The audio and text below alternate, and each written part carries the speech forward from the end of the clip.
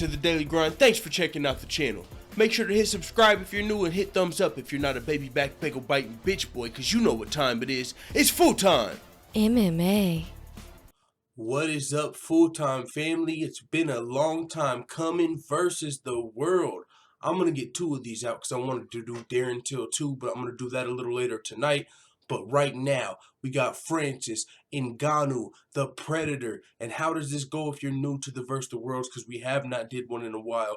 I go through their background, their MMA record, talk a little bit about their history. Then I tell you how I feel they would do, or who, if I feel that who I feel would win in a matchup between this fighter and the 1 through 15 in the UFC's top 15 rankings. So in this case, it would be Francis Ngannou, and I'll pull a list of the top 15, and you'll see how it goes if you're new. So with that being said, without further ado, let's get into this. Francis Ngannou, the Predator. He's going to be fighting Stipe Miocic for the UFC heavyweight title at UFC 220 main event. Co-main event's going to be the light heavyweight champion Daniel Cormier defending his title versus Volkan Ozdemir. So Francis Ngannou being the heavyweight title challenger, one of the hottest, I wouldn't call him a prospect, one of the hottest up-and-coming rising stars in the UFC. I wouldn't call him a prospect because, as you can see here, his age, it says he's 31 years old, and that's not even confirmed.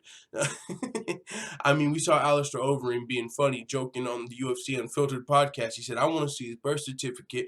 But, I mean, it is what it is. They say his birth date is in 1986, 08, 05. But as I said, not confirmed. So let's get into his MMA record. Francis Ngannou, the Predator, started off 1-0 in his MMA career. Very first win was an armbar. Holy smokes, that's surprising. I didn't even know that, to be honest. This dude is a guy that didn't even know about MMA like 5 years ago. He wanted to go into boxing, but his coach said, I think you got a better chance in MMA, and here he is today about to fight for the UFC title. But just to think, a guy that didn't even know about MMA like 5 years ago, his first professional fight, he wins via armbar. I didn't even think this dude knew how to throw up an armbar today. Just because, you know what I'm saying? That's what he's only got 11. Okay, I'm sure he knows how to throw an armbar up today, but for his first professional win to go via armbar, that's not what you would expect out of Francis Ngannou, the Predator. His only career loss, which was hard for a lot of people to see. I remember when we first found out about Francis, I was like, who's the only person to ever beat this guy? Turns out the guy's name was Samuna Sisi, and it was in 100% fight contenders 21. Francis Ngannou lost a unanimous decision. I have saw clips from that fight, and in that fight, it looked like the guy just held Francis Ngannou down. Like, he got on top of him. He seemed like a chunkier dude, a heavier dude. Francis Ngannou couldn't get up and lost a unanimous decision. Next, Francis Ngannou started off his 10-fight winning streak on the way to becoming the UFC heavyweight title challenger with a knockout of Bilal Takat. You see the last name, Tachi. Bilal Tachi was Francis Ngannou's first victim on the spree. Next was Nicholas Speck, submission, arm triangle choke. I can see him getting somebody in an arm triangle a lot more than an armbar in his first fight. Next, another submission over Luke Naglica. Next, William Balduti in KHK. Next, he got another TKO. All of these finishes. Francis Ngannou has never won via decision. Every single one of his victories are via finish. Whether it's submission, whether it's knockout, or whether it's motherfucking uppercut from hell, as we saw in the Alistair Overeem fight. I don't even know if you just classify that as a knockout, bro. Okay, yeah, you do. But still, you get the point. That shit was crazy. All right. Next, he continued the knockout spree after William Balduti, and he fought Luis Henrique Barbosa de Oliveira. Now, this dude's got Barbosa, he's got Oliveira, he's got all the Brazilian fucking last names, so you know he was game. So with that being said, that was his first fight in the UFC, won via KO in the second round. Down goes Luis. That was Francis Ngannou's, what, 1, 2, 3, 4, fifth fight in a row. On his way, next he fought Curtis Blades, who was also an up-and-coming heavyweight prospect in the UFC. Curtis Blades, I believe his only loss in the UFC was to Francis Ngannou when it was a TKO doctor stoppage, but I believe Francis Ngannou was winning that fight. Like, his whole fucking eye was shut, Curtis Blades, which is why they called it off. Next, he fought Bojan Mihajovic in UFC, another TKO victory. The fight that was the first fight I saw of Francis Ngannou, that Bojan fight, and I was like, "Yo, who the fuck is this big young Thundercat coming up in the UFC?" Next fight I saw him fight Anthony Hamilton, and that Kimura submission was insane. He was standing, picked him up, got a standing Kimura, and just threw him to the ground with the Kimura locked, and almost broke his fucking arm. So that was insane. Francis got the big W over Anthony Hamilton.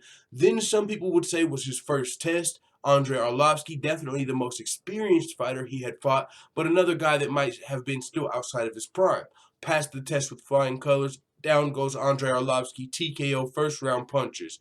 Now, number one contender fight versus Alistair Overeem, his next most experienced opponent, the most experienced decorated striker Francis Ngannou had ever faced to date.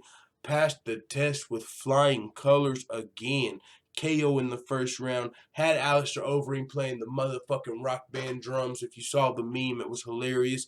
And man, put Francis Ngannou on everybody's radar as a lot of people, even the casual fans, think he's the next heavyweight champion. You even got some hardcore fans convinced. But the problem is the current champion, Stipe Miocic, is one of the best fighters Francis Ngannou's ever fought, and he's not outside of his prime. So we'll see how it goes. But the fact remains, if Francis Ngannou connects with Stipe can go down. Now, with that being said, that's the history of Francis Ngannou. Let's get into how I believe he would do in the UFC top 1 through 15. This is, let's see. Here we go. All right. So, the current champion, we'll start at the bottom, and this is going to go pretty quick. Francis Ngannou, the Predator, is essentially feasting on anybody that wants to step in an MMA octagon across from him, except for a couple of the best heavyweights on the planet. But Tim Johnson, Travis Brown, Junior Albini, Andrei Arlovsky, Alexei Olenek, Stefan Struve, Curtis Blades, Marcin Tybura, Alexander Volkov. I'm going to stop right there. None of those are going to be the guys that I'm picking to beat Francis Ngannou. Derek Lewis, I'm not picking him either, but I would just love to see that fight, so I had to stop at Derek Lewis and essentially talk about that fight for a second, because Derek Lewis, swing and bang, another one of my favorite fighters. But is he a dominant force like Francis Ngannou? It's hard to say that. But once Francis Ngannou loses, maybe he's not considered the same dominant force. Derek Lewis was on a 5 or 6 fight winning streak in the heavyweight division, but he still wasn't considered a dominant force. People kind of were just waiting on him to lose. Like, it wasn't, when you watch Derek Lewis get his wins, it wasn't the same thing as watching Francis Ngannou fucking knock somebody stiff. You know what I'm saying?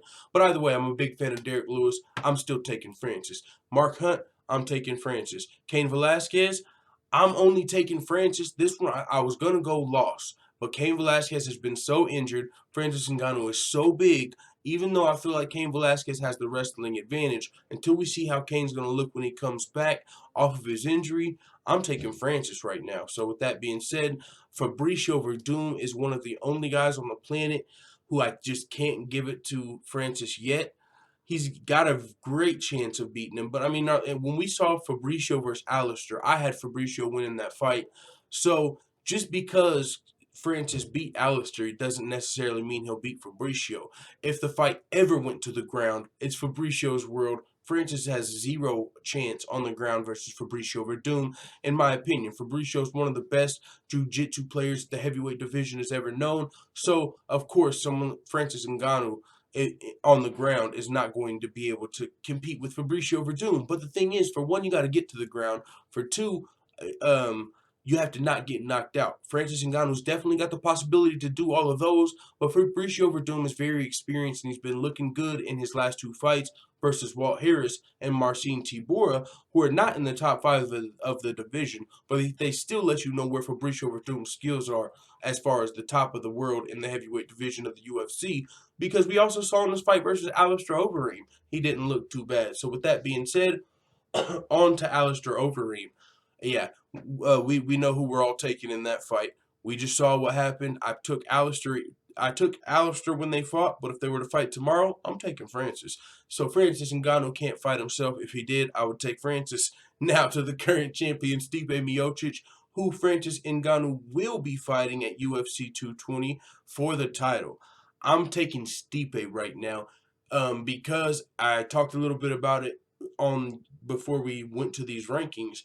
He's a guy that's one of the best heavyweights on the planet. Actually, he is the best heavyweight on the planet, the baddest man on the planet, and he's not outside of his prime. So it's just really hard for me to pick this fucking young Thundercat, even though he's got the potential to start Stipe.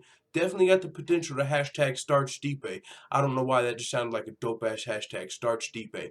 But Francis Ngannou has the potential to start Stipe, but that doesn't mean it's going to happen. With that being said, this is the Francis Ngannou versus the world. I got Stipe and Fabricio over Francis. Nobody else. I got the Predator knocking out pretty much everyone else or submitting everyone else. I got him finishing everybody else in the UFC. And I'm not talking about just in the heavyweight division. There's two guys in the UFC, Stipe Miocic, Fabricio Verdun, and possibly Cain Velasquez. Everybody else on the entire UFC roster, in the entire UFC office staff, in the entire UFC fan base is getting starched by Francis Ngannou. And it is what it is, man. He's the predator. Everybody else is the prey. He's fighting for the title. Can't wait. Let the full-time family know what you think in the comments. I'm out.